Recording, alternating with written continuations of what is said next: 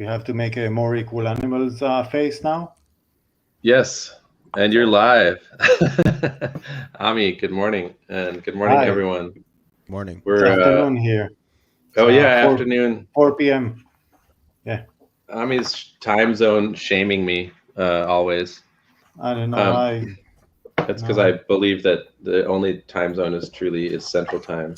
And John Williamson enters the room. Dun, dun, dun. Greetings. Hello. We're here today for week 3 to talk about More Equal Animals, and specifically chapters 3 and 4. Rules of relative power and coupling and encapsulation. And Freedy and others seem to agree that we should try to give a general overview for anyone tuning in that's not familiar with the content right off the bat. So does anyone here feel up to the challenge of giving rules of relative power a 10,000 foot view? No. Ami does. That was very articulate. No. Well, I'll mention some of the subtitles of rules of relative power. So, first of all, their golden proportion is so every chapter has an image to go along with the title, kind of like an old school book, and it has the golden mean as the image for this. I don't know if we can put that on the screen. Oh, there It's you go. on my screen. Dun, Yeah. dun, dun. Oh, then yeah, you got it. And one of the first subtitles after some bit of text is secession. And another subtitle is mimicking biology. And then domino power. So if you read the book concepts, if I mentioned mimicking biology, and you knew the text that accompanied that, and maybe like even did some of your own research on biomimicry and stuff, then that should you should be able to associate that with rules of relative power, and it should kind of pack a punch. So there's probably like 3 or 4 like really core concepts that we could summarize this chapter into.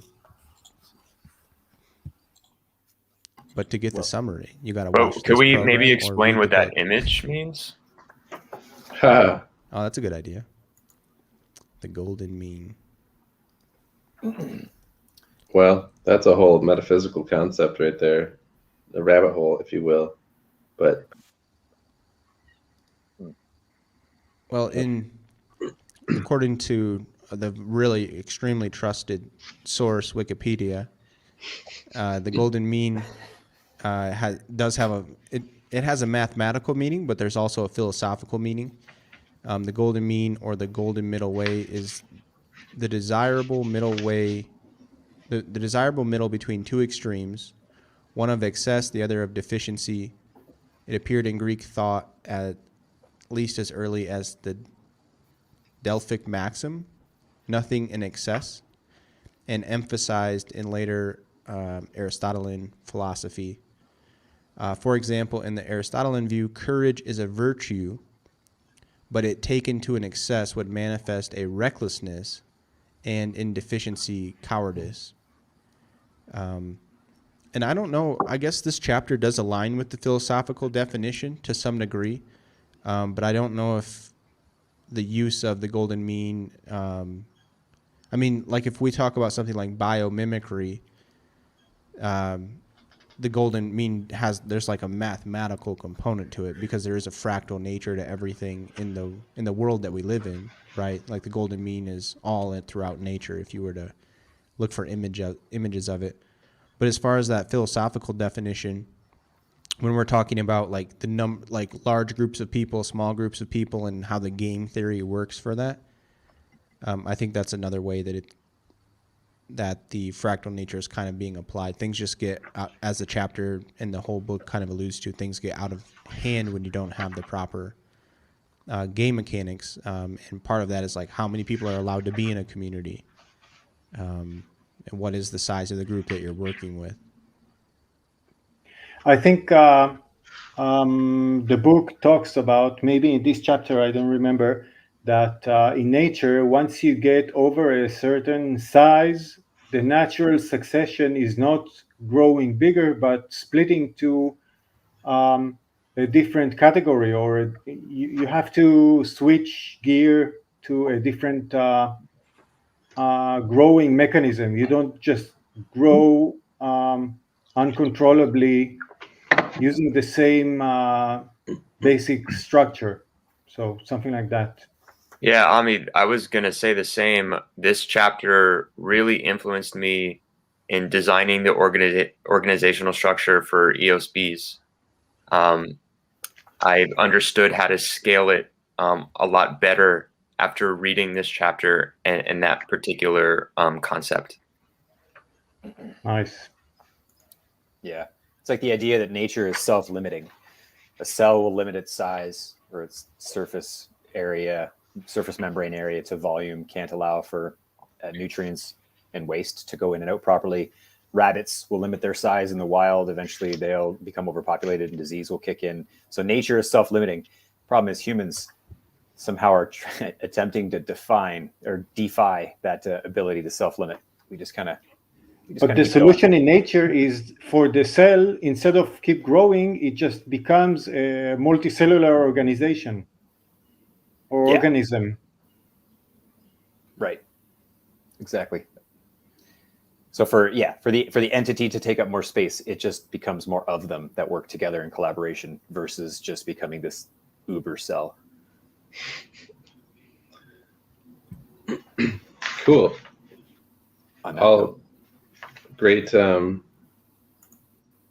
notes. Should we just dive into the text now? Sure thing. So just the format, I will just scroll. I've highlighted my stuff. Jesse, I highlighted your stuff and the couple Kindle points, but then anyone else, feel free to jump in when you see something that you've highlighted, or if I've highlighted something that you've highlighted and you want to read it, by all means. But as we go through the rules of relative power, first line's interesting. I think we all have you ever felt like your vote doesn't matter? Yes. And here I've got highlighted, the larger the voting population, the greater the opportunity for voting fraud, and the harder fraud is to detect. That said, in small groups, a single vote is much more likely to be the deciding factor, and the vote counting is much less likely to be fraudulent. Seems pretty intuitively obvious. Which maybe implies, like, if we're talking about like populations, maybe at the local level, there's much less fraud than what happens on like in the U.S. in the case of like statewide or nationwide elections. Mm-hmm. I'd be more inclined. I don't know. I'd be more inclined to believe that a vote counted at a local level. But the further we go in scale, my belief that the vote counted would just go straight down the hill. Yeah, that next paragraph to me is another crucial one. Just saying that these traditional democratic processes break down at scale due to the gap between the power of an individual and the power of the people collectively yield to their government. The larger a community grows, the more difficult it becomes for an individual or a minority to negotiate and enforce a peace treaty with all the other members. To me, that's almost the summary of the entire chapter, and then it kind of gets into the details of why that's, when he starts talking about secession and other things as a remedy for that sort of problem. But yeah. Yep. That's a good point. I'm making the highlighting look pretty because it's soothing on the eyes. I just want to reread one of those parts. The larger a community grows, the more difficult it becomes for an individual or minority, because the individual is the smallest minority, to negotiate and enforce a peace treaty with all the other members. And And for those who may not be familiar with the language peace treaty, it's kind of you could imagine it's like a constitution or an agreement or a user agreement. A peace treaty is whatever people agree to through hopefully consensus to avoid being in the law of the jungle, to avoid might makes right situations. So they need to be negotiated. Yep. I have the next two sentences highlighted. I'll just read it. Small groups the size of a family can easily vote or compromise by other means. Reputation and voluntary membership balance the game theory and minimize impact of moral hazard. And then he goes on to mention that moral hazard is discussed in great detail in Chapter 10.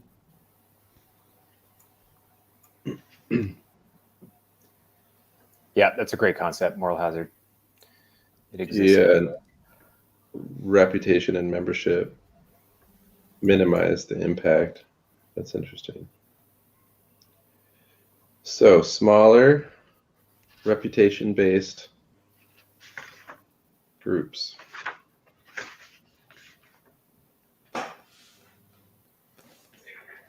Okay, well, I will scroll on down to what I have highlighted here, which is as communities get larger, the individual is extremely limited, has extremely limited power to negotiate relative to the community. Speaking to that sort of growing beyond size gets too big. Anything else you guys see on this one?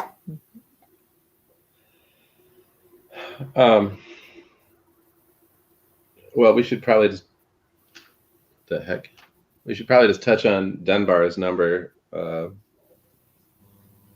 He refers to British anthropologist Robin Dunbar, who discovered that there are natural biological limits to the number of people any individual can form a cohesive social group with. So this kind of goes back to the fact that, biomimicry, or we have to understand that we're finite beings, that, it's that scaling to like enormous size has a cost. And it's been noted that 150 people is kind of the limit before groups split off or collapse. And researchers found that this rule holds for all kinds of groupings, from hunter-gatherer societies to factories to military organizations and Amish communities.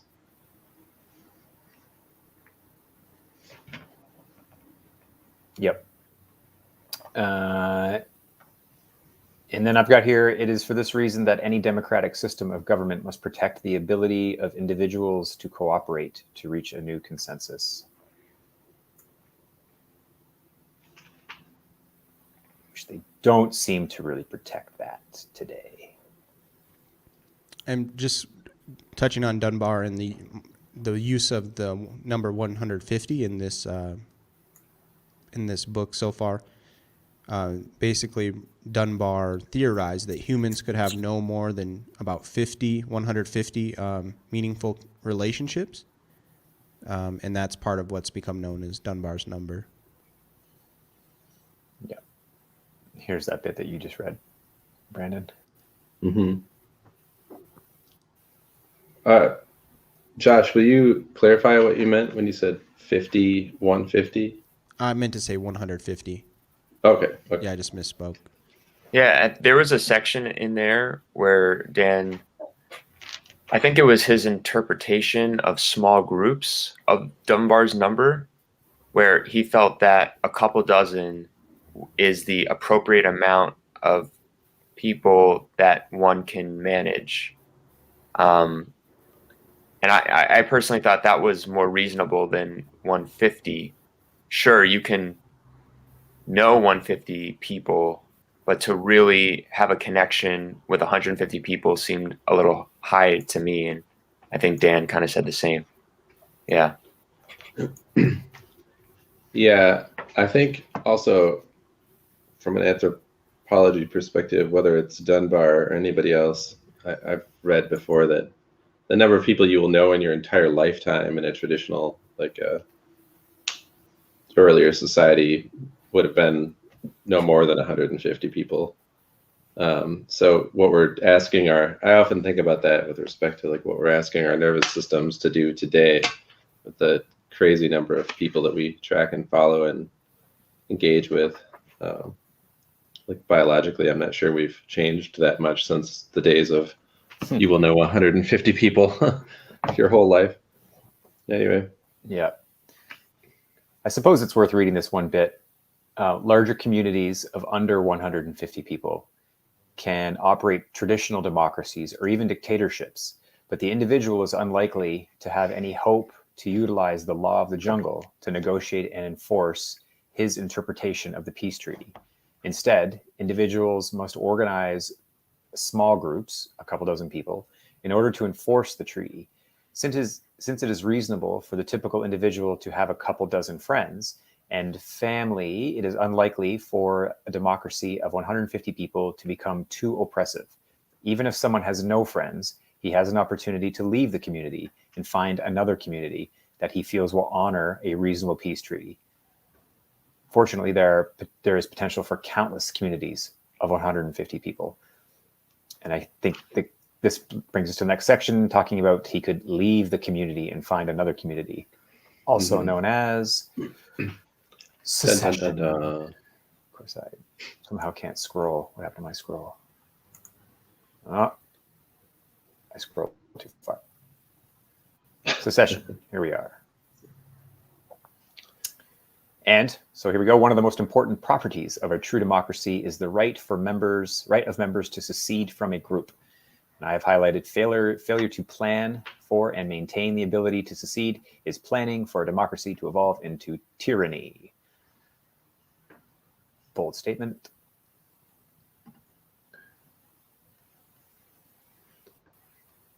Yeah, well, it seems almost self-evident at this point in history.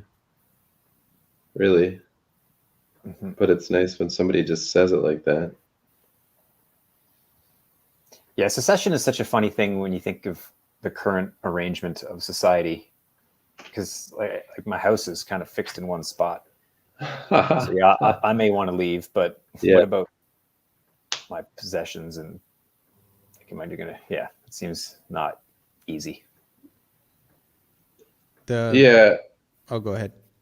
Oh, I just wanted to say that, like, a lot of people react very negatively to the word secession, especially in the States, where we've just had this notion baked in our heads about how important it is to preserve the Union and all this stuff since the beginning of time. Well, beginning of our time. And I don't think Dan is like making the case that like secession is even an optimal solution. It's just, it needs to be there. It's like a necessary function that we must retain the ability to secede. I don't think, like you said, your house is located in one place, and secession is costly. It's difficult to have to like pull up and move to another community. So it's not ideal in the same way that breaking up with somebody is not ideal, but it might be necessary. So it's not your first choice. It's not like he's, yay, secession. I think it's more like this is a precursor or like a fundamental, need for parties to have like a equal or to maintain relative power is for the ability to leave. That's all. That's all I have. He speaks to the difficulty here, sort of. The power of an individual to secede depends on what resources they're able to take with them. If all the land on the earth belongs to a corrupt society, then secession is death. If you are forced to secede to the wild as an individual, but you lack the skills to live in the wild, then it is also death. Just to highlight that. Bit ominous. In practice, I'll read the other less ominous part of that paragraph. In practice, individuals need the power to secede in groups, and those groups need to be relatively independent. The only way to ensure that society is organized in such a way that secession is viable is to group by geography. This would look like a federation of micro-states, as opposed to death.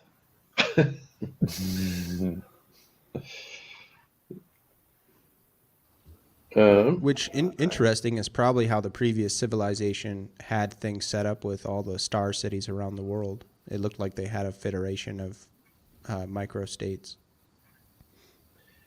Well, North Native American tribes, indigenous people, were very much like that. The ones as who well. were so barbaric that they wrote the Bill of Rights? Wait, say again.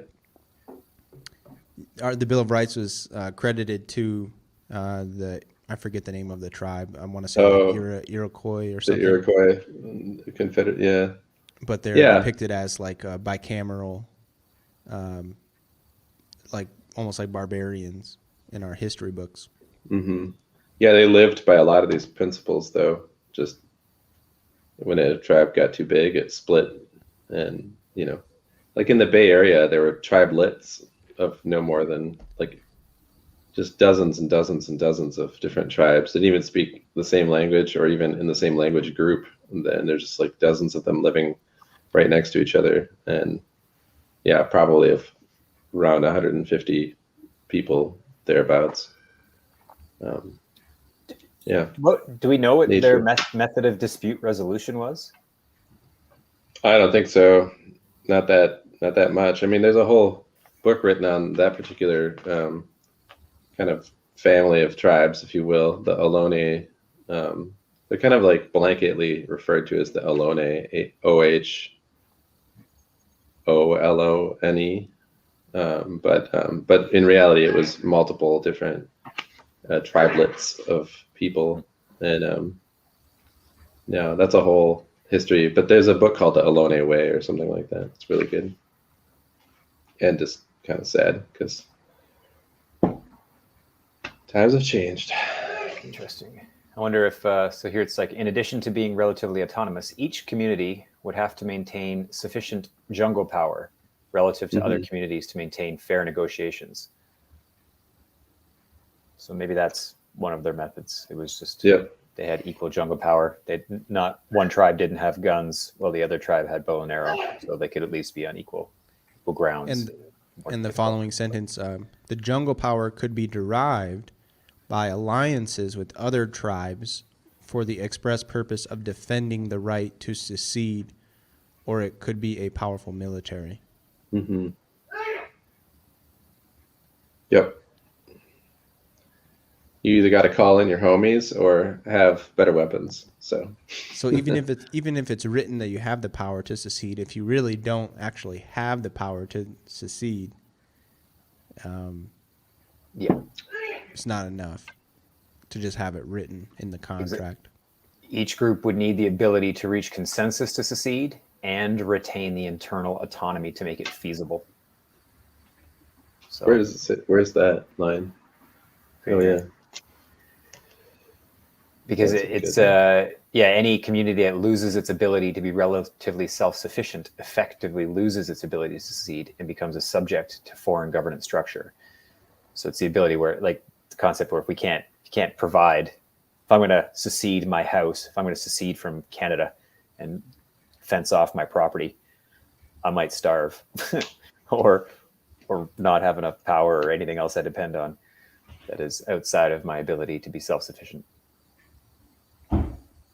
So secession is ability to secede is key, and in order to retain the ability to secede, one must retain a sufficient degree of internal autonomy or independence as a unit, and enough relative jungle power, is the phrase Dan uses, in order to make it viable. Otherwise, it's just words on paper or useless, verbal agreements. So I highlighted this part. Just it was a learning thing for me. I'll just read it. The war between the states was fought to prevent secession and not to abolish slavery as commonly taught. In August 1862, Lincoln stated, "If I could save the Union without freeing any slaves, I would do it. And if I could save it by freeing all the slaves, I would do it. And if I could save it by freeing some and leaving others alone, I would also do that." 6 months later, Lincoln issued the Emancipation Proclamation that only freed slaves in the South. I did not know this, and clearly violating Dan's principle of secession. Is this commonly misunderstood? Oh yeah, This fact? Yeah. this is Lincoln's not. all about freeing the slaves if you grew up in U.S. public schools. Right, and he's icon. I mean, he's an icon, and usually when you get to that status, there's not much negative press in the mainstream about that person. Yeah, if you asked 100 people what Lincoln did, they'd just be like, he freed the slaves. Right. And that'd be like the end of it, if they even knew that. And if you ask them about the war among the states, they would say it was about abolishing slavery. Right. Yep. Another.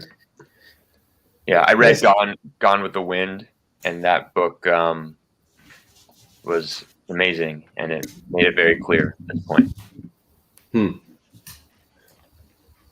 And this quote is well documented? Not to dispute, but just because I don't know. I don't know. Well, I never saw it before this book. I've read it elsewhere, but I guess I wasn't there that I remember. But I think it's pretty well established. I mean, Lincoln's got a lot of quotes out there. Maybe it's in its top 10. I don't know. John, were you going to say something? So is that why the Confederate flag is somewhat considered racist? Because again, if that is flown, then people sort of assume that it was for slavery. I don't know. I'm pretty still naive to American. Right. So it could be said that some people, would want to fly the flag, not because it's to do with anything about slavery, but again, just, simply stating one's independence kind of thing. Yeah, it's all muddled up together. But yeah, I mean, the South, people that, whenever you have a losing side, right? Yeah.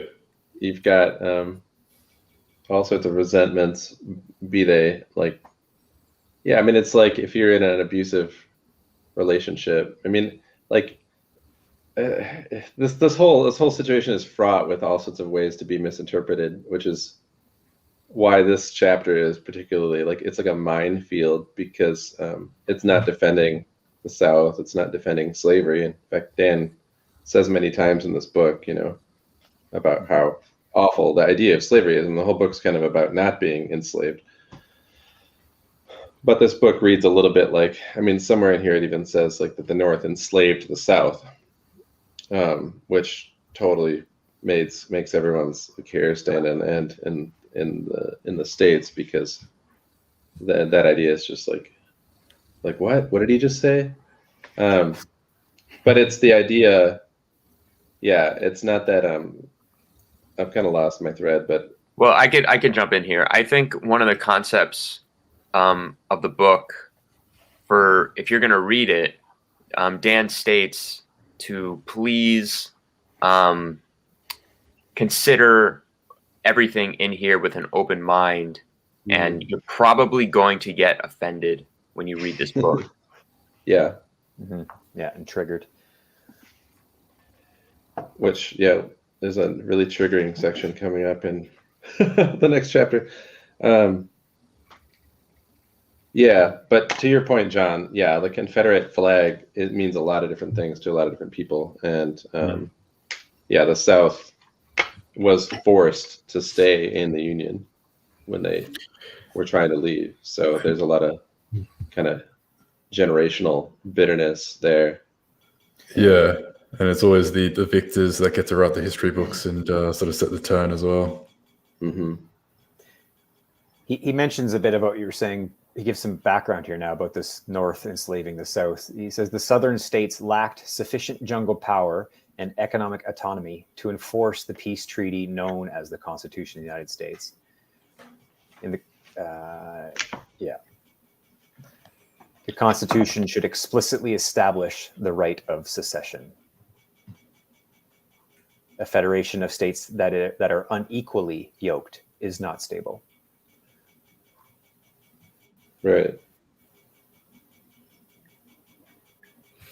So could you also say that there's, again, I guess there's sort of a lack of culture around the right to secession?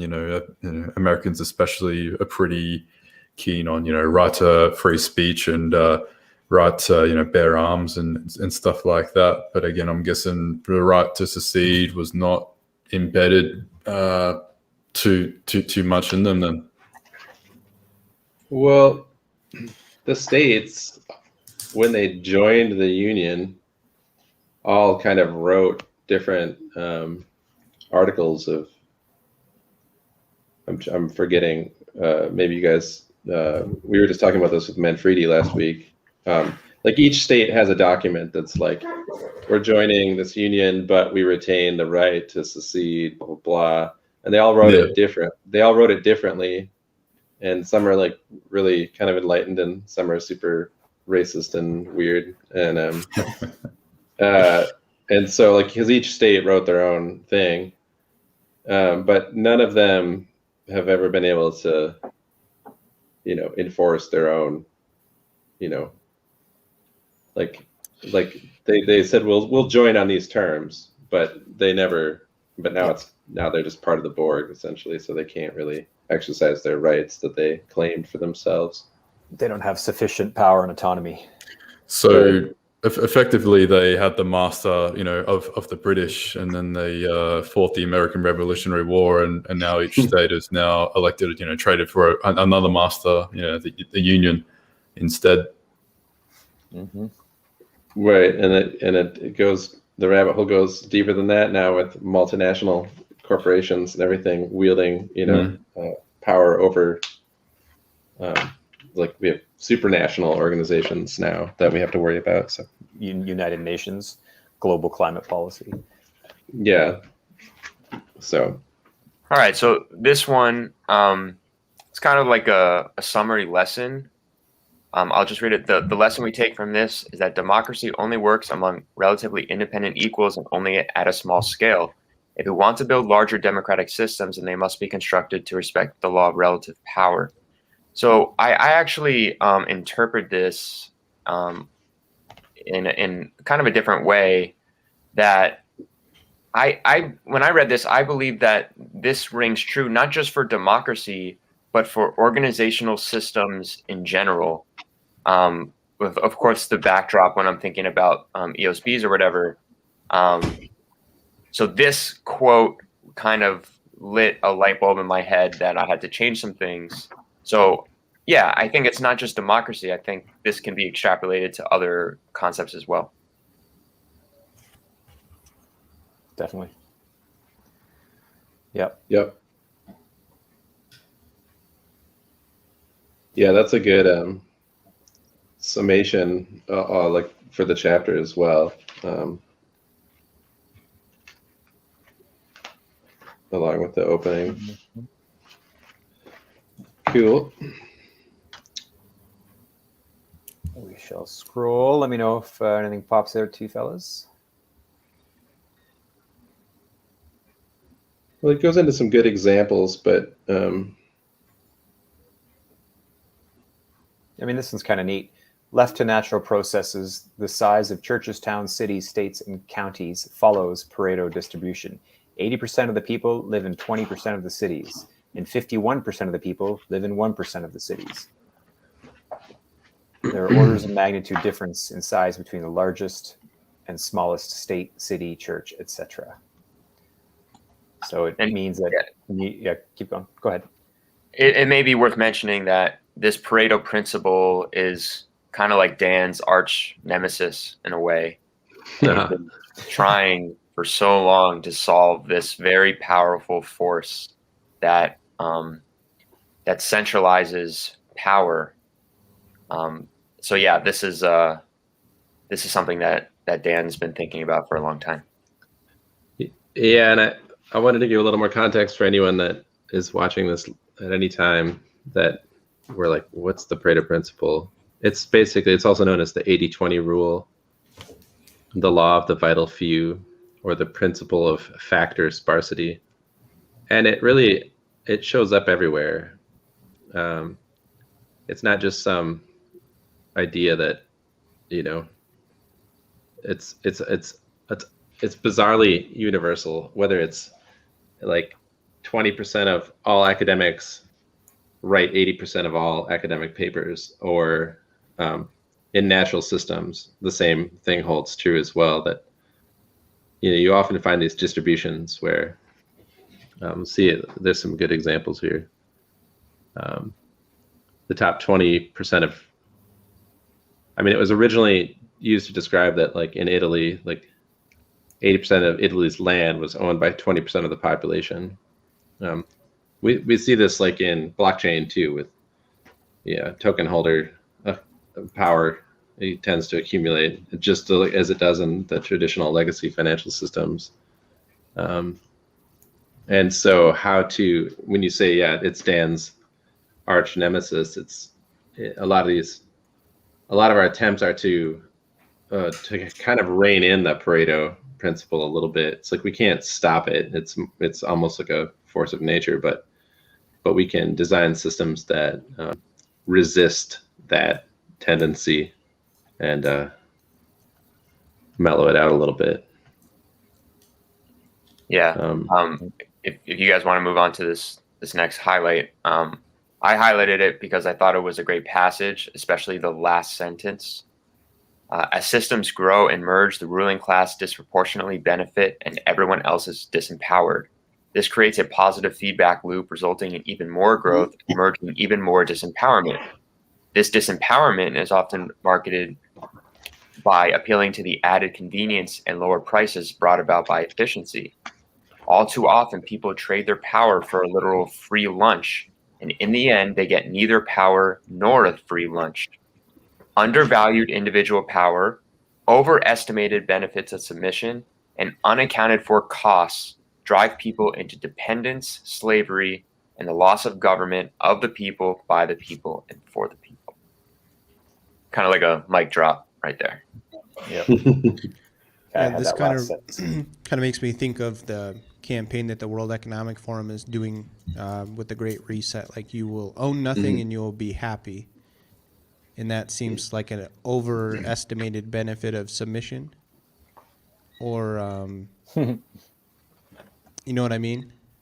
Yeah. It's propaganda. They want to implant this idea in you. So once you get to that stage and you own nothing, then your conclusion will be that you're happy because you don't know this idea came from the outside, but you know the idea. So you don't want preparing the ground. You don't want all that trouble of owning and maintaining and taking care of things. No. That's too much work. You could just let other people handle that for you. Who's the other people? No one will own anything. Just be a renter. From whom? Right. Well, it's even more enticing than that. It's things like total debt forgiveness, but you can't own anything. If you enter that contract. Going into the weeds. But you see what I'm saying, though? Like, that looks like, okay, if I just submit to this, there's going to be some benefits. But if you really thought about it more deeply, it'd be like, I'm totally giving up my individual power. Well, this is what you're not. Yeah, the unaccounted for costs. Exactly what we're not are driving people into dependence. So right now, you'll own nothing. Casey, become dependent. That then turns into slavery, which is basically you have a loss of government of the people, by the people, and for the people. But you'll be a happy slave. Slave. And you'll be a happy, productive slave. Or Orwell wrote it all best. Or else. I thought this was interesting because we're talking about secession, the ability to leave, but this also the ability to add. I didn't highlight it, but all democracies, whether of people or of states, must consent to the addition of new members, and then allow for the unilateral voluntary secession of any member. So that means, so it's kind of secession is both ways. Not only can you leave if you'd like, but you can't just join if you'd like. You need to be consent to join. Yeah, that's a good point. I'll highlight must consent. So does that mean not everyone can use Eden OS? Well, you I can use think Eden that OS. means- You can't join Eden. I think it means that they can't conquer you. Like if you talk about real world and land and people in a village, then the government above you cannot just change and just announce that you have new rulers on top of you.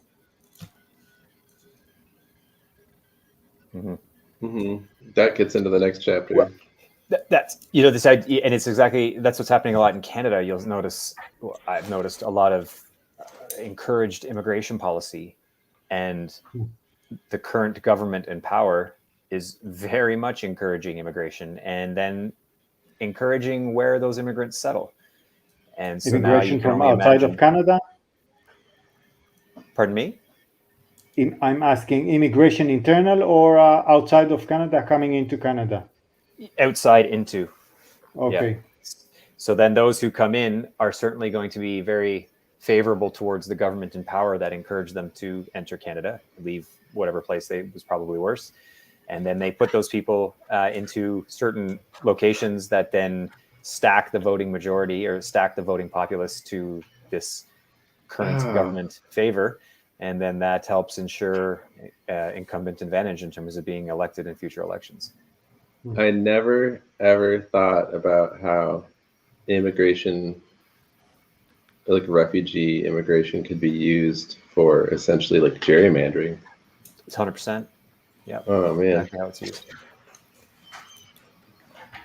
Yeah, you think you're doing a good thing, right? This is the trickery of these mind games that get played with us. If we're not, you could say, no one's deliberately doing that. Come on now, it's we're just trying to help each other. Maybe that's true, but you can't deny the fact that it's possible that there's some conniving political sculptists out there who are shaping things and deliberately recognizing the advantage that this presents to them by bringing certain people in and putting them in certain places. I mean, it's super cynical, but honestly, it's not really much more cynical than the gerrymandering that goes on today, which is very well documented, redistricting and all the other stuff that happens like every 4 years. So, yeah, wow, disturbing. Anyway, let's mimic biology instead, shall we? Yeah, sounds nice. Oh, please. One of the ways to gain wisdom is to study nature and recognize that humans are not a part of this nature. Just ignore us. Yeah, it's just only what's on the other side of the microscope. It's not you. Yeah. And this is where we got to what you were talking about earlier, Ami, with the cells. Like cells, you don't see elephants getting bigger and bigger. You see herds of elephants. Because the cell size is limited and multiple cells cooperate to create larger organisms. Life is organized into hierarchies of independent life forms working together. There's the model.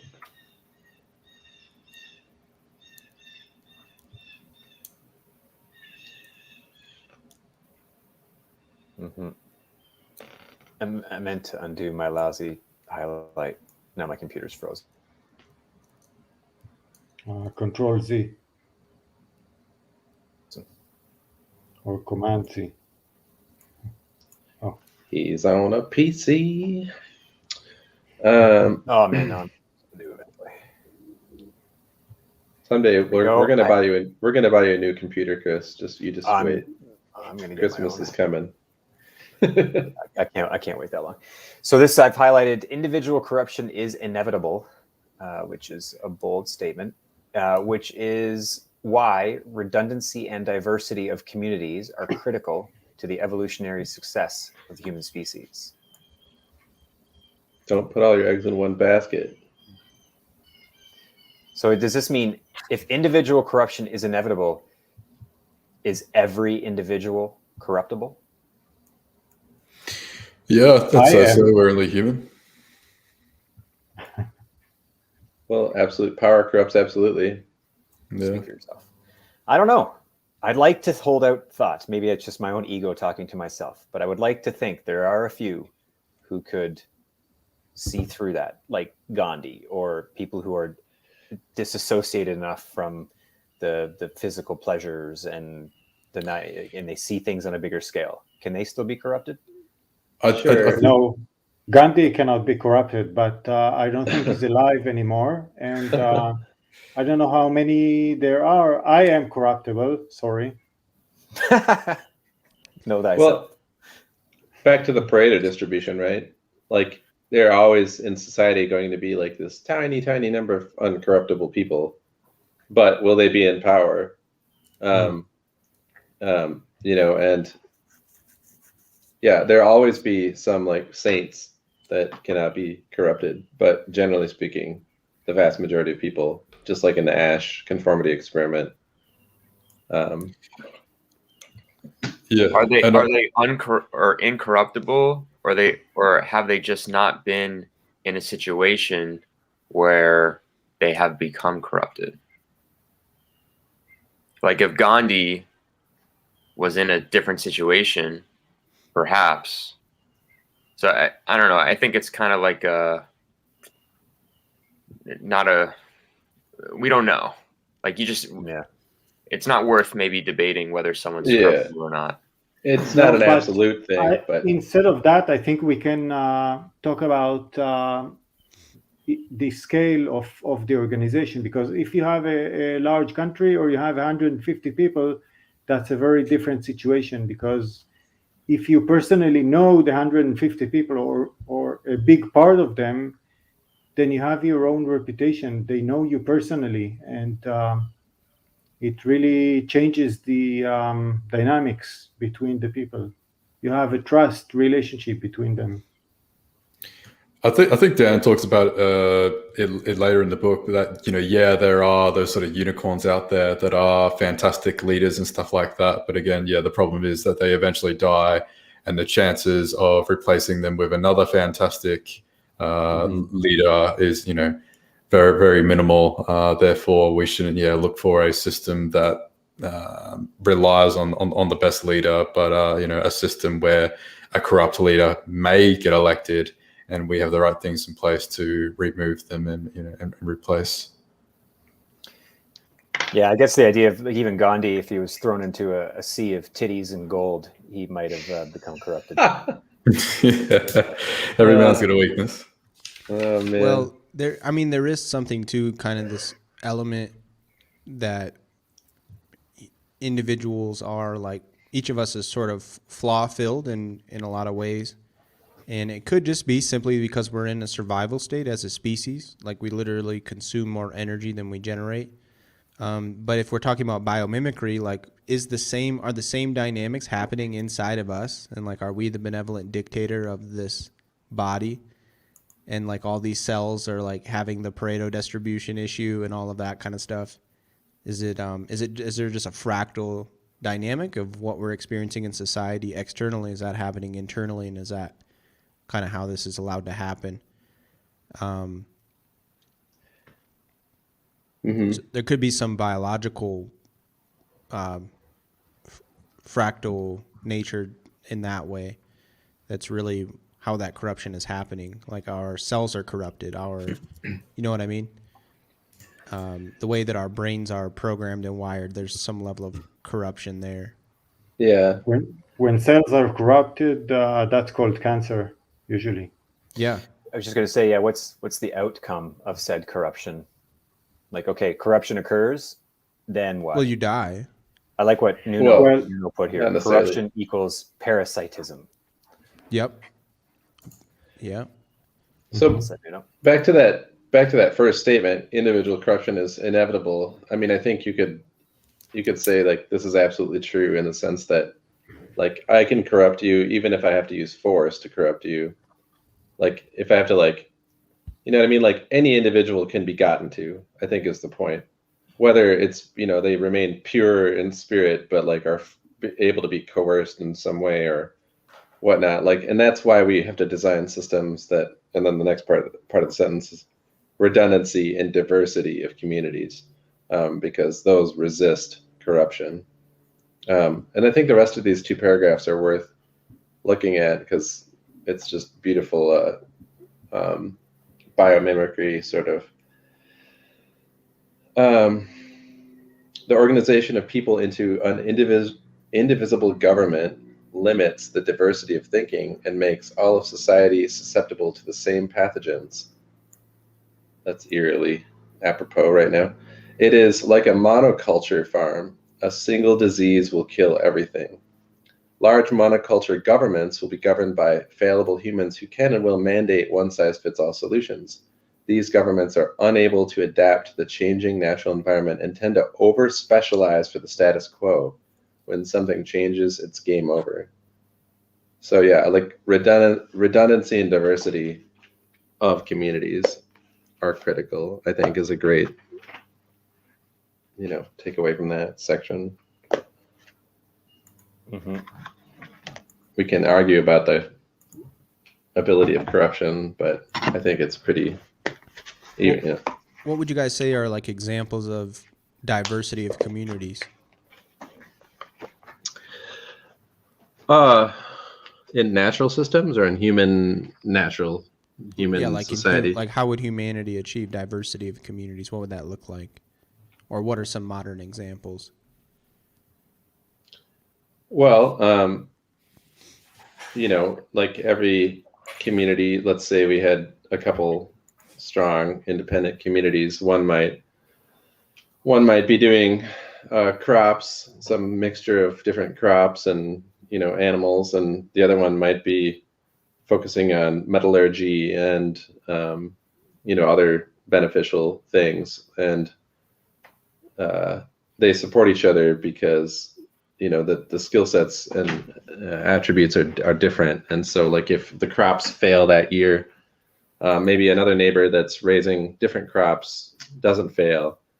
Maybe someone's growing a bunch of fruit trees and perennial things instead of like relying on this monocultural setup. Or the same is true of like in terms of like diversity of thought. Like there's a great book called Dream Teams, and it's full of all sorts of good examples of why diversity in teams can be a really good thing if done right, because people will approach problems from a completely different way. And so if you have a bunch of people like thinking about problems from the same perspective and solutions to problems, if you have a multitude of different people that all approach problems differently, then you're going to be better equipped to meet any challenge that you may face. Like if one community fails, you can go, oh, we shouldn't do that. But like all your chips aren't, on that model. So. And another example, or go ahead, Chris. No, you go. Not to plug my project again, but we're trying to represent all of the different languages and cultures in the EOS community. Mm-hmm. And if we can do that, then we're going to have a much better chance to really solve the marketing problem. And I mm-hmm. believe that really does, at its core, stem from the diversity of the cultures that we need mm-hmm. to figure out. Yeah. I was going to say this idea of diverse opinions and diverse ideas intuitively sounds obvious, but then you get into, say, a company or any sort of group, and you're like this non-conformist, independent thinker. I'm not sure how welcome you are necessarily, because you might be. My last employment, where I'm no longer working there, I was definitely an outlier. I had an opinion. I was willing to express it. I didn't care. I didn't drink the Kool-Aid. I worked in renewables, and I don't necessarily agree with the idea of anthropogenic global warming. Like that's kind of counter the culture of the company. And I had a lot of other good ideas that were unique and diverse. And like you say, Brandon, multiple diverse opinions will yield the best result. But but also I think I was a bit of a problem because I wasn't drinking the Kool-Aid, and that wasn't appreciated. So there goes, your diverse opinion is not welcome here anymore. But Well, and if somebody had a similar company in the same industry and they embraced like 150 different people like that, I guess theoretically in this example, that would yield a more successful company or more resilient company. You would think so. Well, and there's different. I mean, this is kind of a complex topic to talk about because let's say, I mean, like there's diversity within groups and then there's diversity among groups. Okay, so diversity within groups isn't always. I mean, there's a point at which it becomes too much, and you have no agreement. You can't even agree on what it is you're doing. You know what I mean? You can't agree. You can't get like a cohesive, like a group team of anarchists. Yeah, I mean, like there have been famous examples throughout history where people like of completely different walks of life all managed to like agree on something that needed to get done, but it was usually the result of like what we call a superordinate goal. Like say, a meteor is heading towards Earth and everyone's like, okay, we're going to put all our differences aside and work on stopping this meteor, let's say. But without that sort of external force acting on a group like that, they tend to, fall apart into like different factions and stuff. But maybe it's more interesting to say like, you've got a community of squirrels, and you've got a community of birds, and among the squirrels, like pretty much they all operate the same. But every once in a while, there's like some squirrel who's like, better at something or whatnot, and maybe that trait among squirrels helps keep the evolving the species in the right, like a good anti-fragile direction. And then the birds have their own equivalent, but they're like two different groups, and it's not like you try to mix the birds and the squirrels, you know what I mean? Not that humans are different species, but I don't know, my analogy's kind of falling apart. But I think it's important to note that there's, diversity is only so useful. Like it can be great, multiple ways of approaching things, but it needs to be unified, I guess, in some way. Like everyone needs to agree on a common objective. Otherwise, diversity can be just like diversity for diversity's sake can be. Yeah, well, I guess it's if diversity leads to disputes. And then if you have disputes, how do you resolve those disputes? And so I suppose that's so if you're too loud and diverse, we see this in Telegram. Sure, we want to encourage diversity of opinion until someone comes in there and fuds to no end and spews a bunch of shit. Okay, that's very diverse, but I don't know how we resolve this conflict of opinions without, and you're not kind of playing by the rules of the game, so to speak. Sometimes that splits to a new subgroup on Telegram. So you have the people that agree with that person just leave and go to another group. Well, yeah, that sort of highlights the importance of secession. But yeah, like if you got a bunch of random weird engineers and ask them to build, the world's, best car, they're immediately going to say, oh, well, the world's best car will have 4 wheels. And then another guy will say, no, it should have 3 wheels. Or another will say, 5 wheels. And there'll be all this, sort of different, diverse ideas. And a group like that would never build a car because they'll be, constantly debating as to, which way to go. However, should they succeed and all the engineers that think the best car is done with 4 wheels and all the ones that think is done with 3 and 5, they split off. They actually get to a point of execution. Regardless of how good each of these cars is, should they be done, should they be maintained, then they can get compared. But yeah, I think if you have too much diversity within the group, that actually makes the group itself completely useless and unable to get anything done, then I think there'd be too much diversity. I think the key is if you have a diverse group of people, they can't all have the same power.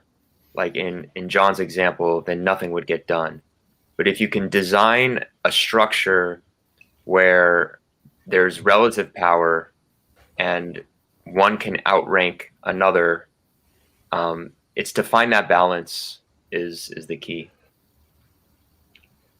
And that, and alternatively, or in addition to just being able to reach consensus, like if a extremely diverse group of people, speaking to what you just said and what John just said, can reach consensus on an objective, then it doesn't matter. Then they're good.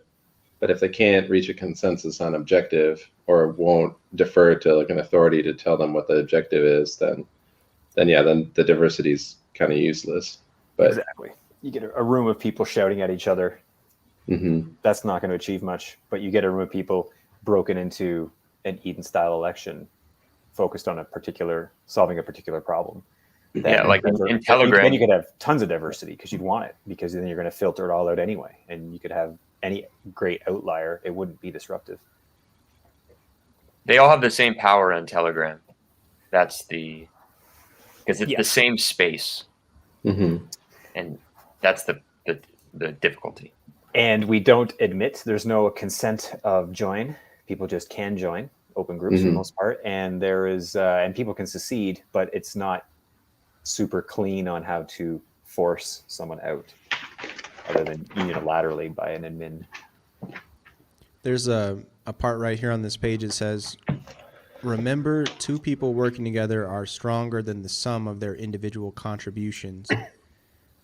And which is a major theme throughout this book. And so maybe part of it is maybe like morally or like as far as virtues go, if you like going back to John's example, if you value your connection working with the people over top of information or storyline or the ideal of what you're doing to some degree, maybe that's more productive, and eventually like you'll go through a creative process where you'll manifest the outcome that you all kind of collectively desire.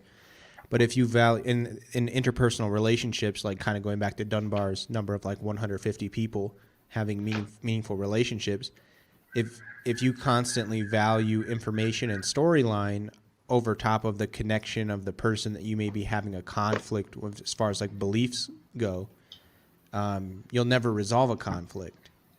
You have to choose to value, like you have to take on someone's perspective, and you have to choose to value you're a human being and you're more valuable than whatever idea we're talking about right now or whatever story we think happened. And so it's kind of like let's work together and let's value each other as human beings rather than valuing something else.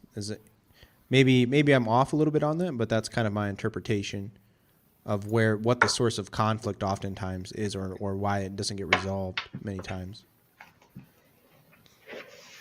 Makes sense. Here, it's probably worth highlighting this right after what you had read, Josh. Structuring society as a series of progressively larger independent dominoes maximizes the power of one person, a single domino, to affect change locally and therefore to affect change globally. So we're on the section domino power.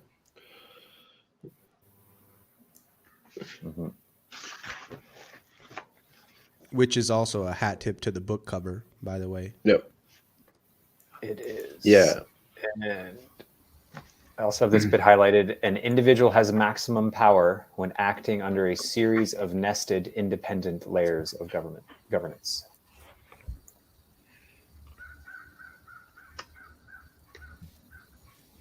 After reading this part about domino power and looking at the cover of the book, I Googled the term and found a short video of this person demonstrating a series of dominoes, starting with a tiny one that he holds with the tweezers and the huge one that weighs more than him. And it's just 13 dominoes in a row. And it's very impressive. It's a very short video. I think it's less than 2 minutes. Cool. Like a science experiment, and he explains the progression of sizes in a power function. What did you search to find that? Just domino power? I think something like that. Yeah, on YouTube. And here it is in kind of layman's terms for us too. A single person can affect change in their family. A family can affect change among their friends. A group of families can affect change in their church. A church can affect change in their town, etc. All of this is only possible if each scale of domino is independent and able to fall or change on its own. If all of the dominoes are physically linked to the largest domino, then nothing can happen without everything changing at once. Yeah, that's really good, eh? Yeah, that's a great paragraph. So does that mean like if the city or the state government can control your family or your household, then you've Right. then Exactly. attached them to the bigger domino? Yeah. If the So, overarching there should control be structure. There should be Sorry, go ahead. rules for your house, rules for buildings, rules for communities. And not just rules, but Not just also you have to be independent with your budget. Exactly. It's Right. Because money is controlling people, and when you're paying taxes directly to the federal government, then you're bypassing all these intermediate layers, and they have no power. They have no autonomy. The down here at the almost the second to the last paragraph, he says the key is to keep the dominoes independent such that they can choose whether to continue their membership in a larger federation or leave. If a state cannot easily and peacefully secede from the United States, then the citizens of the state are unable to topple their domino. This means that there needs to be much stronger separation of powers between towns, counties, states, and international federations of states. And Dan talked about this a lot in his Bywire interview recently about, just focusing on that point of like the federal government shouldn't be taxing individuals under Dan's perspective. States should tax individuals, or counties should tax individuals, and then states should tax counties, and the federal government should tax states. That way you maintain this separation. So if like the state has to like say, screw you to the federal government, then nothing changes for the citizen of that state, as they're still paying taxes to the state. And that way every domino is kind of separated. What was that real world example? Wasn't there a school that wasn't enforcing masks, and then the state government said that they wouldn't give them funding for the school if they did, or something like that? Yeah, I don't know. I'm sure that Probably. happened. I don't know about that particular example, but that's a great example. It's going to happen more. Right. So yeah, ideally the school, would have been in a suburb or a county, and the funding was provided by the county rather than the state or the federal government or whatever. But I just sort of mentioned that as a sort of real world example. The whole structure's been totally inverted in terms of how we have funding. We give it directly to the top, bypassing any intermediate layer where we actually would have a voice and a say into what that intermediate layer might do with said funding. We give it straight to the top. And now the big domino has all the power. We can't do sweet F all with our little domino because we've just given it all to the top. And now they then dump it down. And so, we have no ability to affect change locally anymore. Just one small comment. We're not giving it to the top. They're taking it from us because it's, we're law-abiding citizens. That's the law. You have to give it to them. Yeah, true enough. Well, so it says how true did democracy. it get to this state?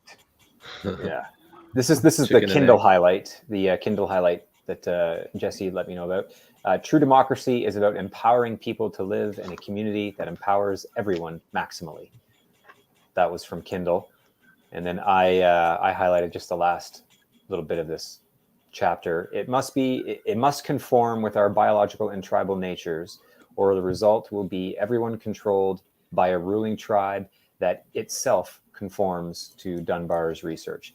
This means that even the ruling class has scalability constraints, resulting in billions being controlled by mere hundreds. True story. Yeah. Like, it's so asinine when you just, like, it just doesn't make any sense. It's not logical. Anybody who takes the time to consider this, it does not take great depth of comprehension here to recognize that this makes perfect sense, and we are all being screwed. Well, good. Then we should be easy to explain to people when they're trying to summarize this entire book. Make it simple. Well, it's just it's the attention span of the modern day is, you better get it all out in 5 seconds, because that's your pre-YouTube interview or advertisement gap there. All right. What's everyone's 5-second summary of rules of relative power?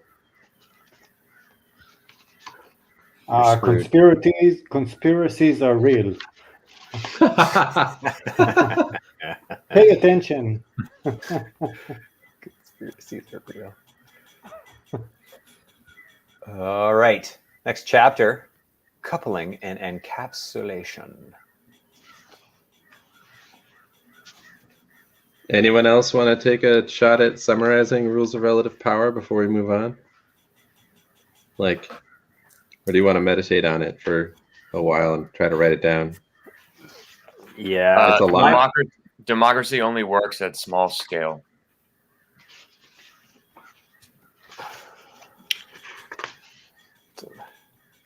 Well, no, I don't know if that's the right way to say it, because it scales. Well, that's just part of it. How to scale it. Yeah. Because eventually the scale needs to be the planet. So it's a big scale eventually, but it has to be broken. No, but that would be multiple democracies then. Right. So one democracy,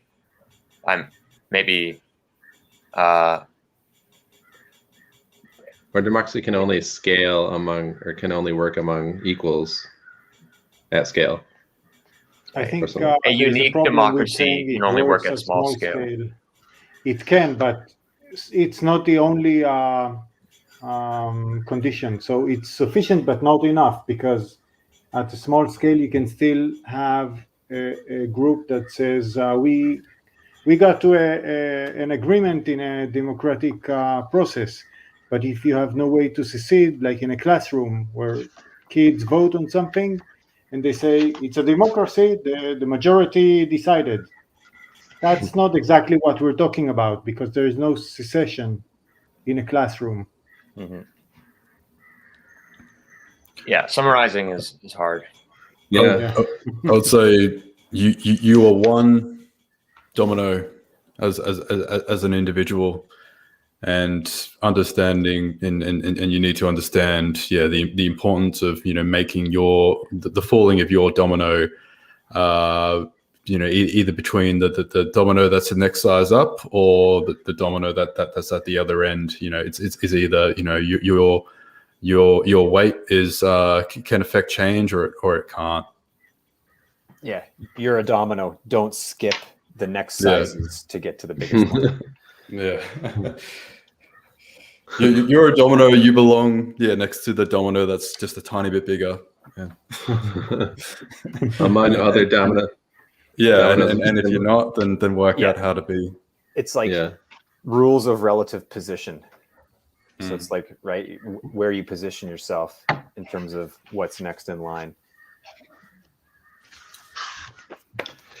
All right. That's got to be a slogan or something, like you are one domino, find your domino, or something like that. I don't know. I'll think about it. I think maybe we've spoken about this will be like an 11-week series. I have a feeling we might need a 12th week to then take all these highlighted bits and have it condensed into just a highlighted bit, and then highlight the highlighted bits. Yep. I was trying to do that during the week, but I haven't made time to keep up with everything that we're, so it may be a collective It's coming. group effort at the end anyway. We need to couple Yeah, and encapsulate the ideas.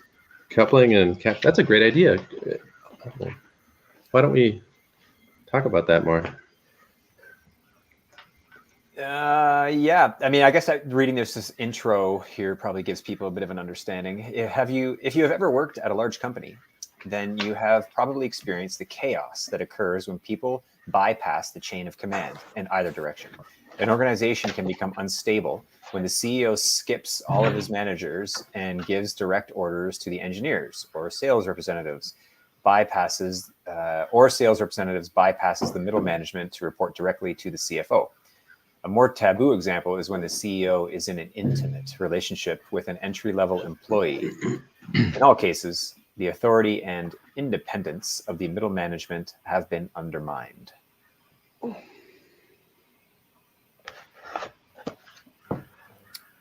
No good. And obviously, he's talking about Brendan Bloomer here. What do we not know? He's probably that one person watching right now. Damn. No, That's maybe not no. fair That's because no. The previous chapter had something about a bad divorce, and that he's talking about himself. So. All right, let's not speculate on No speculations. personal. It was okay. Yeah, who's got the first other breakout? I thing? didn't highlight as much in this one, so by all means, you guys can stop me. It's kind of this one's kind of a slippery, tricky concept, Yeah. but I mean, I feel like it's actually pretty easy to like summarize this entire chapter.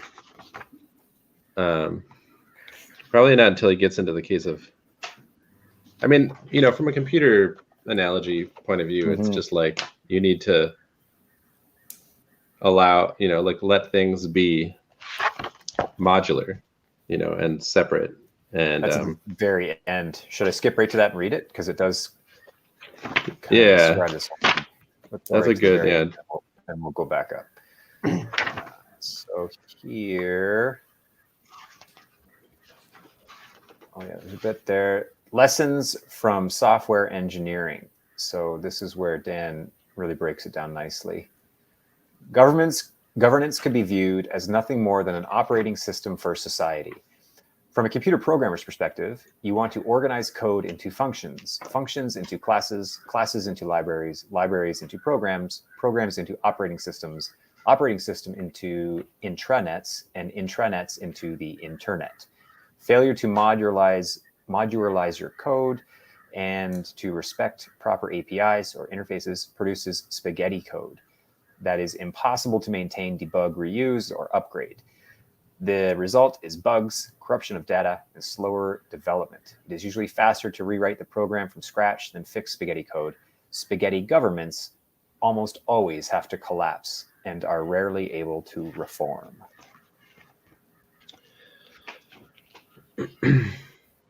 Yeah. Boom. Mic drop. Okay, so here's where we were. Yeah. I think the I didn't highlight second. anything. Yeah. Oh, yeah. You got something? Well, the second page. I'm trying to think. Who should have authority to collect taxes from an individual, their local community, their state, the federal government, or all of the above? That's almost worth highlighting because that's a good question, because that's basically speaking to this, again, the rules of relative power when we give our power, aka our money, straight to the top. We currently live in a world where it's all of the above, and that is a massive breach of community sovereignty and independence. Yeah. This part made me kind of laugh, and given like the current climate with the medical mandates and stuff like that going on, when he says, if no sane person would voluntarily sign a peace treaty where they give up control of their body parts, then why would any sane community sign a peace treaty where they give up control of their members? I was like, they're giving up their body parts, dude. I guess we have to redefine what sane is now as a result of Right? this. Yeah. Um, Yeah, exactly. Yeah, when people talk to me about getting vaccinated, I tell them that when they're going to pass a law that's mandating vaccination, I'm going to be first in line because I'm a law-abiding citizen. And that stops the argument because they say, oh, it's illegal, you can't do that. And I say, okay, stop talking to me about vaccinations. I mean, well, that's a whole. Let's not. I'm sorry. I'm sorry I opened that can of worms, but I could talk. We could just have a whole separate podcast about. no, let's this not if you talk guys- about that. Yeah. Playing a fire. Instead, let's talk about Taxes. taxes. Here we go. If no sane person, oh yeah, that's what you just read. we were, Taxes. Let's have love fun. the idea. Let's You talk could about lighten. taxes. I love the idea you could lighten up a conversation by switching to talk about taxes. Like, Yeah. oh Jesus, let's Oh, find some relief and just talk about taxes instead. yeah. That's interesting, right? So here it says, a democracy of states should know nothing about the composition of the states. Yeah. So basically, when you get to the next level of influence, whatever got you there is irrelevant at that point when those Yes. levels interact with each other. They shouldn't care. Especially the number of people in each state is irrelevant. So If you want to have equal power. the that's states right. are equal. Yeah. Yeah, because I think I highlighted something later he gets into about if size mattered, then China should rule the world, and we should all be okay with that. Right. Yeah, it's a logical conclusion. Yeah. Or India. Although, how do you reconcile this with? I mean, also Dan has said, like theoretically, the U.S. should be divided up into like 3,000 counties of, I can't remember, 10,000 people each or however many, and then they would all have relatively equal power. Like it seems to me that you do need some sort of parity among population and power in order to achieve the stated outcomes. Like if you. That's why you slice everything up into equal sizes of people. You don't allow one state, you don't allow one entity to become that much more populous than another. He In order does to talk maintain about the that. relative power, you have to have equal size. Which Yes, is he does difficult. talk about it, and he says that if California wants to have more power, then they need to split up into North California and South California. But you have to verify and you have to check that they're not colluding and acting as one. Jumping ahead to the next page, he says, in a truly democratic system, one negotiated among equals, all parties have an equal vote, equal obligations, and equal benefits. All states would have equal taxes. A state like California would have to divide if its people wanted extra influence, but doing so would cause it to pay extra dues. In this way, dues are still apportioned by population, but only with matching autonomy. Mm-hmm. This protects the smaller states from the collusion of California's population. That's a lot to unpack. All right, I highlighted this part just as another learning experience for me personally. This idea was understood in part by the drafters of the United States Constitution, which stated that direct taxes had to be appointed among the states, and it's for the purpose of appointment that we have a census. Apportionment. Yes. I didn't know that was the kind of birth of the census. Yeah. I used to work with census data in a previous gig, so. Yeah, that's interesting. Logical. The concept of apportionment is an anti-democratic concept, which is similar in principle to stating that each person's vote should be proportional to their weight on a scale or that their percent of total taxes paid should be based upon the number of cells in their body. In effect, apportionment says that some people are more equal than others, whereas democracy is supposed to be among equals voluntarily agreeing to a peace treaty under the law of the jungle. And now you know where the title of the book came from. Dun, dun, dun. In a truly democratic system, one negotiated among equals, all parties have an equal vote, equal obligations, and equal benefits.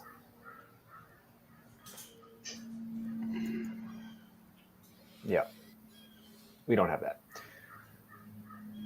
And this is where it gets to that part about what you were saying, Ami, about California. Have to divide if it's going to have equal power. And here, oh yeah, United Nations. Imagine if the United Nations had the authority to pass an income tax that applied to all the people in the world. Oh, it's more than an imagination. It's going to happen in the form of climate control. It would directly undermine the autonomy in the United States. It's so logical. It's going to, obviously, this is what's going to, like, the fact that our dominoes are all whacked, right? Not only is individually are we absolutely screwed, but now, like, even nation states are going to be losing their domino-esque power because they're going to be giving that now to a larger body. Yeah, just a few more bad storms, and that's going to push it. Yeah. Oh yeah, it's writing's on the wall for sure. Regardless of what you believe, it's coming. Yeah, so that's interesting. And today, the United States and other countries fund the United Nations collectively, and each country can decide to leave and withdraw funding as a single entity. Even here, funding is not uniform. The United States pays 70%, which gives certain countries more influence over the United Nations. Hello, Pareto distribution. And here I highlighted this bit. The states have had their independence undermined by allowing the federal government to use the people's resources against the state. With the funds already taken from the people by the federal government, so skipping a bunch of the dominoes in between, the state's people, example, the citizens of Virginia, lack the funds to set up independent schools if they disagree with the Department of Education indoctrination. Dun, dun, dun. It becomes much harder for the people of one state to organize a tax strike if the state is not already in control of the tax cash flow. Right. Yep. Because you've given away your power. I'm wondering how we got to this situation. Is this something that happened gradually? Did people actually believe that we're going to get better resource utilization because of economy of scale, and that's how it happened? So the different states agreed for this bypassing of funds from their people directly to the federal government? Well, it's probably a combination of things, including people. One of the other things Dan talks a lot about and mentioned in that interview a lot was responsibility. And if you don't take responsibility, which is work, then, you're going to, it's kind of back to like what Josh was saying earlier about hey, where did Josh go? He's gone. Josh. He had to jump. He said he's going to leave. Yeah. I haven't been looking at my screen in a while. Yeah, people don't want to take responsibility and would prefer. When you say people, you mean the governors of the states? I mean, they felt comfortable in passing the responsibility to the federal government. Yeah, I mean, it's all speculation for me, but it seems to start with like individuals and then go all the way up to governors and then all the way up to, everyone wants to pass the burden of responsibility on to like the next level unless they're. But then they're passing also control and power. But something, something, something, corruption, something, Yeah. something, something. Yeah. I mean, Yeah, it's so they such get a an easy title and no responsibility, and they get to be called governor, but they don't have any responsibility. I think they accept that in order to achieve the title of governor, they Oversimplifying things, yeah. they know that their responsibility is already being captured by someone else. Like they're agreeing to play by the rules of the game, and the rules of the game say that when you get to this position, you are no longer you. You're going to say whatever we tell you to say. That's my. well, and how many Assessment. governors, how many people have tried, back in the early days, when the states were relatively independent to maintain that independence, but then either got killed or, removed or whatever. It only takes a couple waves of that for the next person to be like, I'm your guy, whatever you need me to do, like I'm just here to get money from one source and take care of my donors, like. So that was in the previous chapter, right? People This is are from- corruptible. Yeah, well, tyranny of the status quo chapter, there's this line. We have a system whereby most congressmen are beholden to a political party and are unable or unwilling to exercise independent discernment. Kind of makes me think, just to get really dark for a second, it kind of makes me think of that Bill Hicks quote where he's like, I think what happens when you get elected president of the United States is first thing they do is take you into this smoky room with a bunch of guys smoking cigars, and they roll a film. It's a shot of the Kennedy assassination from an angle you've never seen before, and then the lights Do you come have up. a whiskey at the same lights time? come up. The lights come up, and they say, "Any questions?" And you say, "Just who do you want me to bomb?" Yeah. Point me in what direction you want. Yeah. It's It's not so hard to fathom that could be how it goes. Anyway, let's keep moving. Where are we? Well, we might as well get into the case study, unless you got something before then. No. Anyone? I finished up on indoctrination bit here. Oh, I guess this is before the case study. It is possible for people to reach consensus within their county, and that consensus gives everyone in the county more power. Their county has far more power to negotiate with the states as a unified front of 50,000 co-located people than if 50,000 people uncoordinated, or than if 50,000 uncoordinated people wanted to achieve the same influence. So the point about coordinating, coming to consensus around something, and then 1 + 1 = 3. Yep. The effective power of each member of a larger society is greatest when organized into smaller, composable units. A democracy of democracies. Yeah. Okay. Case study. Virginia gun rights. I don't think I highlighted much of this, so maybe Brendan, you. Well, it's a case study, so it's not like a general principle, but it's kind of an interesting, specific case. He talks about, and this could be, he says it can apply to other issues such as abortion, marijuana, immigration. Basically saying if, the state of Virginia has 8.5 million people organized into 95 counties, and most of the population is concentrated in urban areas where the prevailing party is the Democratic Party, the Dino, Democrat in name only party, along with the Rhino,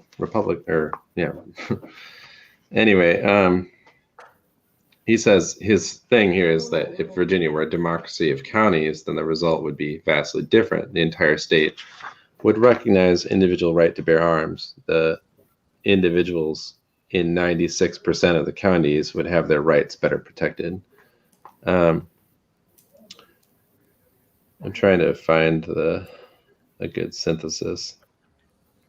I think the key here is that the counties will make the decision for themselves, and it doesn't have to be a global decision on the state level. Yeah, I have this highlighted here. Those individuals living in counties that favor banning guns could Mhm. secede and form their own state or join with counties in Maryland. However, that is unlikely necessary because a democracy of counties shouldn't actually care about individual gun rights so much as the independence of the county itself. Now, I agree with what he's saying, but I think it's a bit idealistic that. So I would argue that people should care about individual gun rights because this is a tangible issue that people are it's much more understandable than this abstract concept of independence. So I would argue that it is likely to be necessary.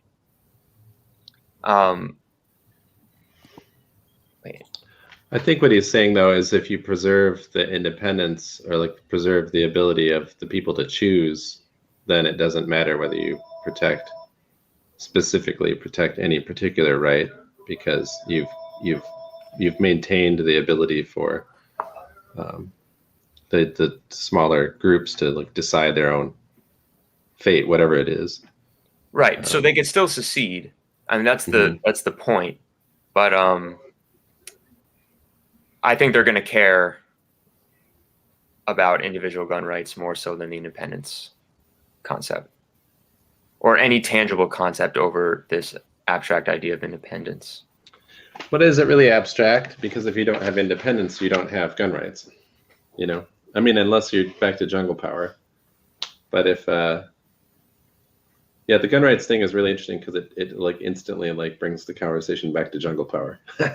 Right. Which is kind of a funny collision of ideas. But if we're trying to avoid the need for jungle power and instead have agreement, then maintaining independence among like each domino size all the way from the individual to the county to the state, then it functionally preserves all rights, including, like self-determination among the different groups, Yeah.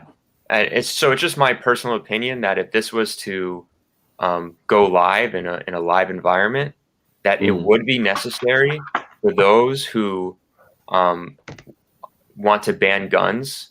It would be necessary for them to secede into their own state or with counties in Maryland that have the same opinion as them. Can you imagine though, like, I mean, I guess the gun ban would have to be like very like granular. It'd be like, because, it's kind of like when like rich people with like really like armed security details are calling for the removal of gun rights. It's like, all right, you first. Right. Yeah. He goes on to say that they still, so I think 2 paragraphs down, because when I read this, I thought, okay, if they secede and they ban guns, then they've lost their law of the jungle because they don't have power. Like, right. So, but then he goes on to say that, where is it? The counties that on the very bottom, right above global majority rules, the counties giving up their gun rights, they would have to give up their rights to a militia. So these people who want to secede, who don't want gun rights, would have to create their own militia.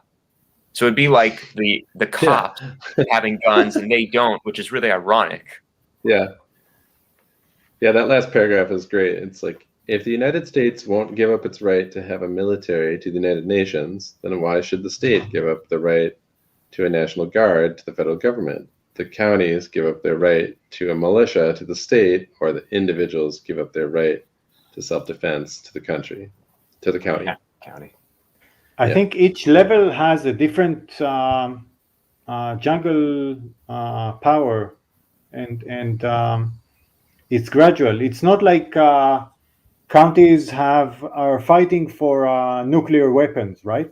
It doesn't make sense. It's not proportional, but you have a gradual. The power goes with the scale, so a person can have his gun, and a county can have a militia, or So These are rules of relative power, if I don't say so myself. yeah, so it's not like it's binary. It's on or off. Like rule of the jungle is more analog, Yeah, gradual. yeah, exactly. It's relative to your position as an individual.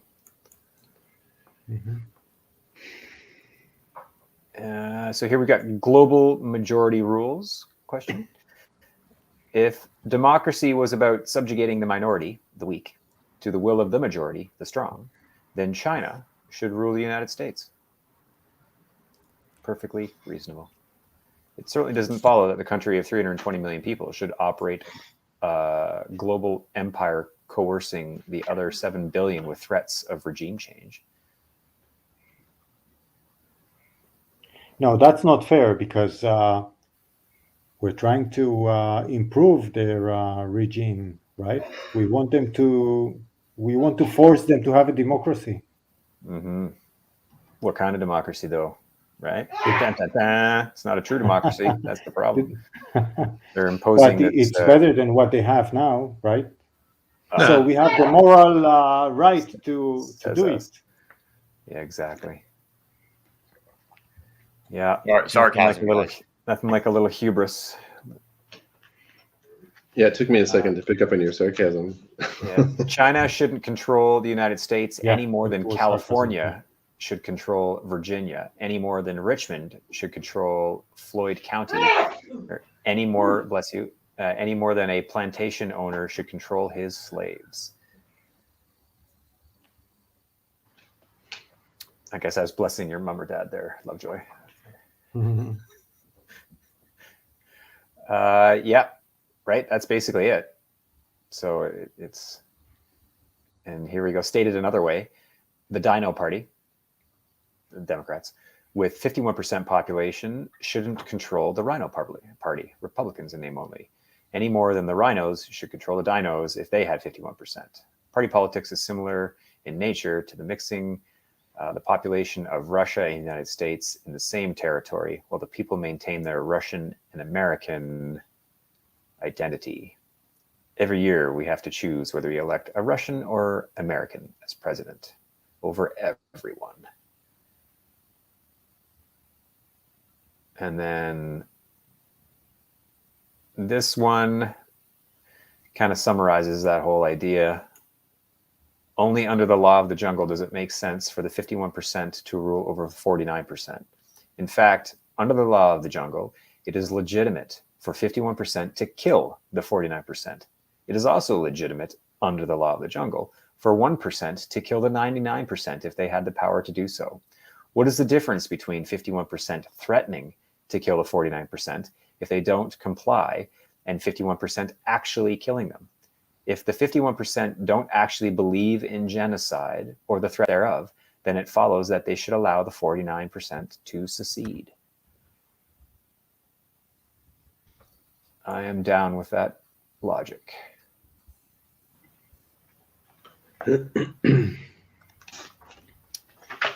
Comments, gentlemen?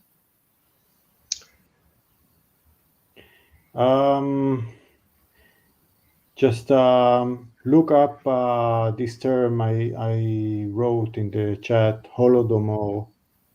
It's when the USSR was taking the crops of Ukraine and leaving them to starve, and taking all the crops and distributing that to the rest of Russia.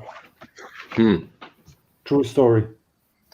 Hold on. Let me go to the private chat. Under Stalin? Yes. Yeah, Stalin was a piece of work. On the other hand, he did manage and to that was defeat the intentional. Nazis. So they knew that it was going to cause mass starvation and death in Ukraine. Interesting. So whatever Dan is writing is based on history. It's not just hypothesis scenarios. Yeah, it actually happened. It's a history that's about to repeat itself if we keep continuing on the path we're on. No, Chris, come on. Don't be Identity politics. No. Groupthink. No, it They'll doesn't never- repeat. It only rhymes. We'll do it They'll better never- this time. The problem is they were dumb back then. Now Yeah. today, Oh, Better, yeah. you the mean? right people. You mean we're gonna make the damage more efficient in a larger scale?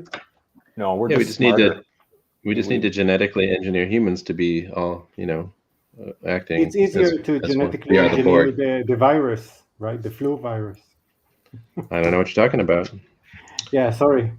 I take that back. Erase that from the protocol. I've Yeah, frozen, but it's probably worth. Do you want to read that really great quote that he's got there, Brandon? The well-known saying. Sure. Well, my computer catches up with. First, they my came for the communists, and I did not speak out because I was not a communist. Then they came for the socialists, and I did not speak out because I was not a socialist. Then they came for the trade unionists, and I did not speak out because I was not a trade unionist. Then they came for the Jews, and I did not speak out because I was not a Jew. Then they came for me, and there was no one left to speak out for me. The idea is that siding with the majority works until one day you are no longer the majority. Regardless of your belief system, you will not always be in the majority. It would be foolish to adopt a belief system that serves you today, but which justifies your death tomorrow. Hear, hear. Yeah. What a great quote. Yeah, Yeah. I can't remember who that's attributed to. That was as a particular person.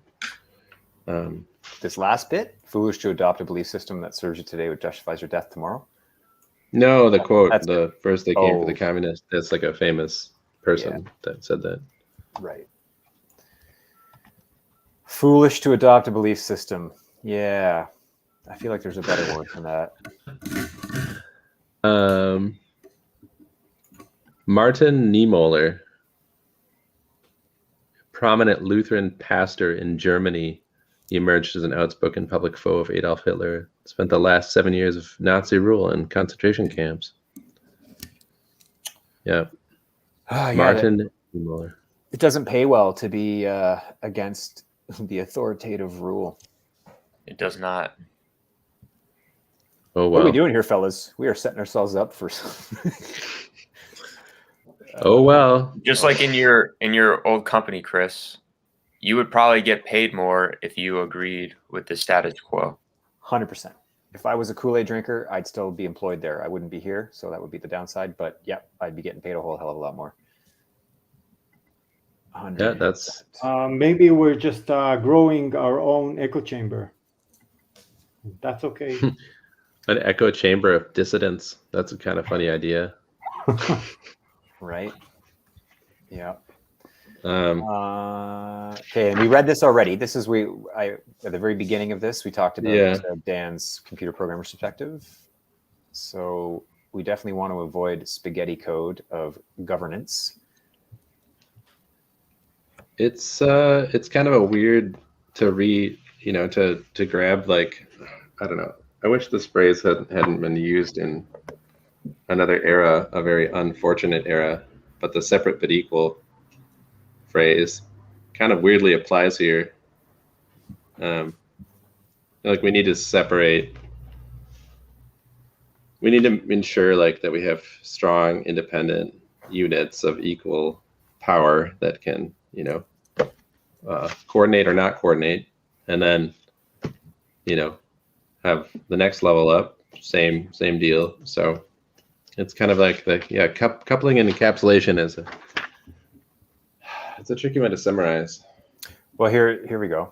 To avoid the problems of spaghetti code, developers follow the principle of modularity, geographic coupling, low coupling, separation of powers, dependency minimization, independence, and hiding of implementation details from the public interface, separating federal government from the people.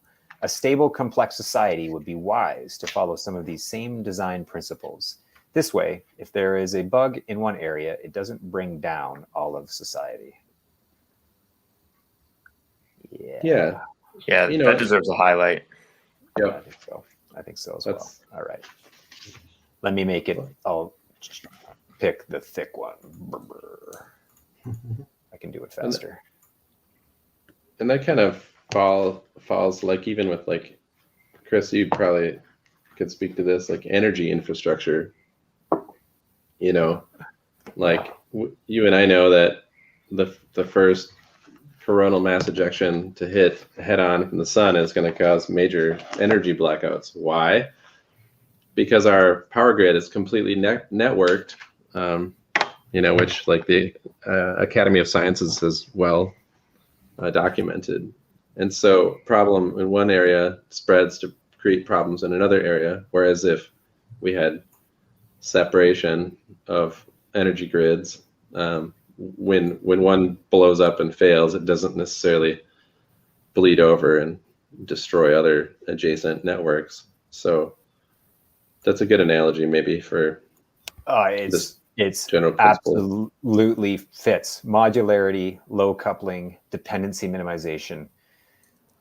That is exactly the problem with the modern grid. Because the problem with the modern electrical grid is it's been built upon, it's like exactly spaghetti code.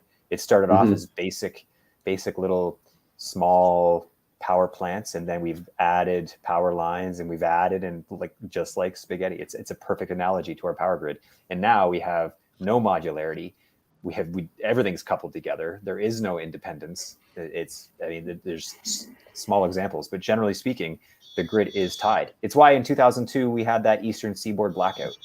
That shows how far back, like how the same issues persist from back then to today, and it is only a matter of time until it is not it's not an if question, it's a when question.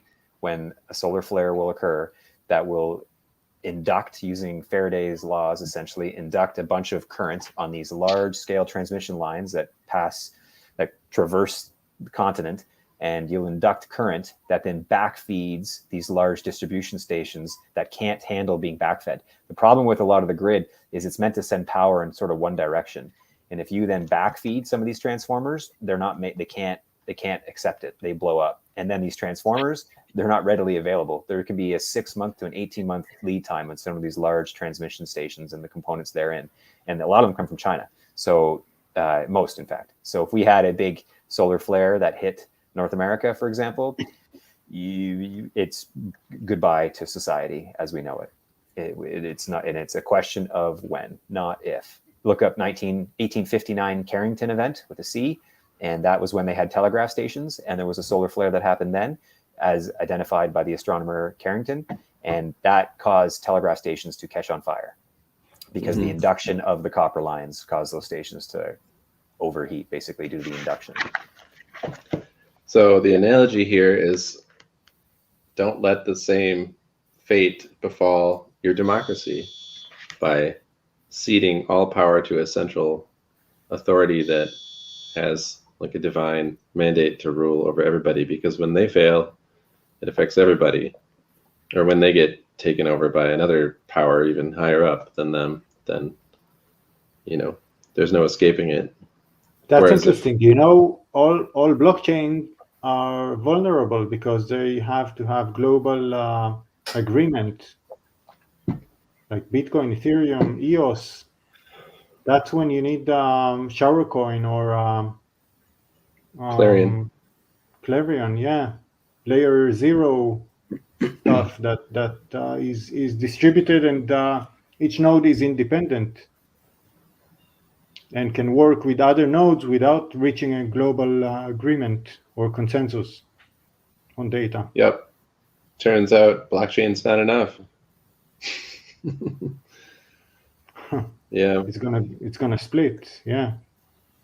Is anything ever enough?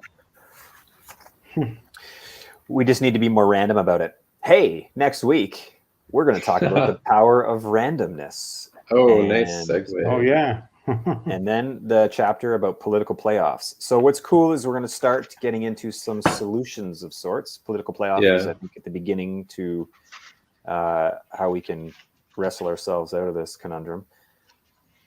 And I think that's where that's for next week, right? Power of randomness and political playoffs. Those are the 2 chapters for next week. Do you think we can do both of those? 1, 2, Yeah, 3, combined 4. 24 pages. So I think that fits.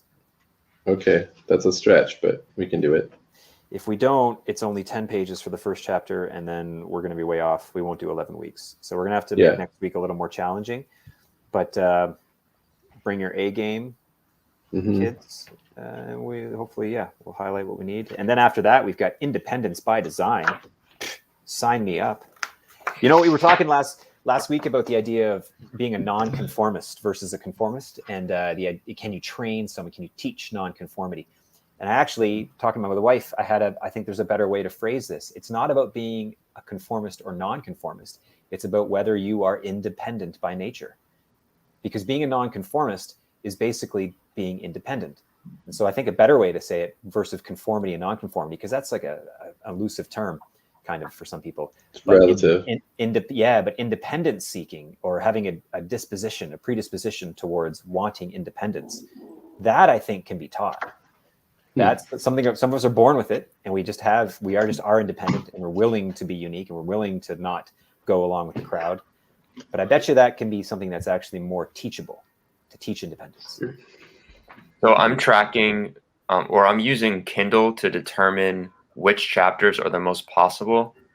And I'm doing that because on Kindle, there are most highlighted sections where if a certain percentage of the reader highlights a section, that gets highlighted for all readers in Kindle. So far, chapter 2 had 4 sections like that, and none of the other chapters had more than 1. And it's perhaps that it's just a function of it being in the beginning of the book, because most people don't finish books. So that's just a little update there. Chapter 2 is winning so far. And which one is chapter Tyranny, the Status Quo? Is that chapter 2 in this, or is that True Democracy? It's just the book doesn't have them numbered. True Democracy. Tyranny, the Status Quo is chapter 1. Okay. And True Democracy is chapter 2. Okay, very good. Yeah. Oh, good. That's a good one to have read, at least. I guess that's a good sign, eh? If you're going to write a book, make sure you put some really good TLDRs at the beginning. Yeah, I like that the Kindle has that we're able to, like, that's a really cool wisdom of the crowd kind of function, right, that we can leverage. So I'm glad you're able to pull those out, since I'm not reading on a Kindle. Well,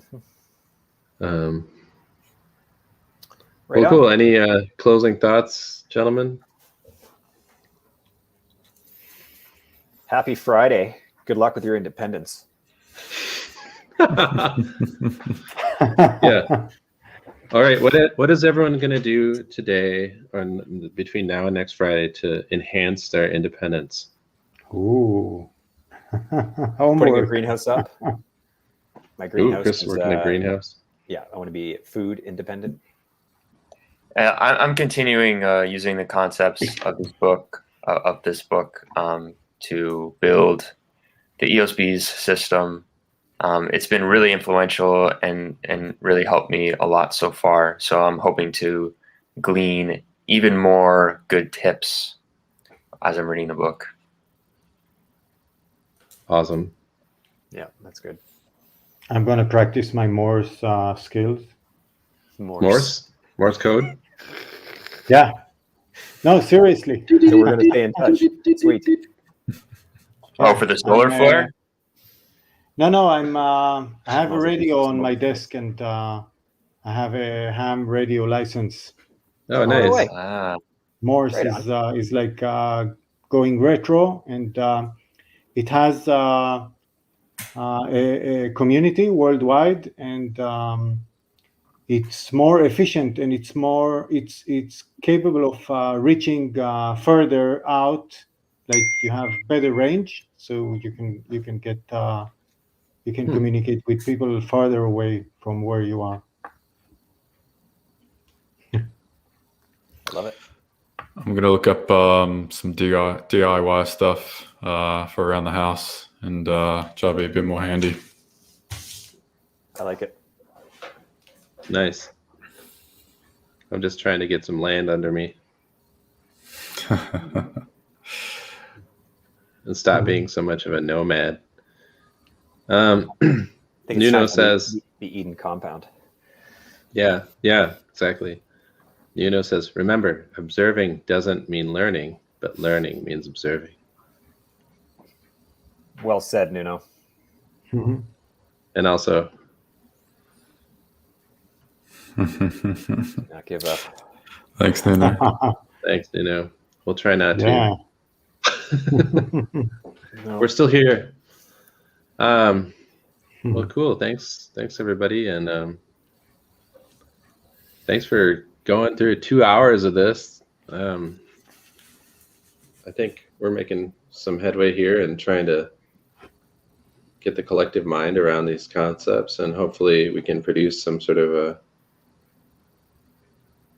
synthesized, easy, TLDR from this. So yeah, keep thinking about any summations that you're able to come up with. I mean, Dan produced a lot of great summary paragraphs, and really just stringing some of those together could be really useful. But yeah, I look forward to seeing what we can create from this. Yeah. Sounds good. Thanks. Cheers. Bye, guys. Until Thank next you. week. Take care. Until next week. Ciao, ciao, ciao.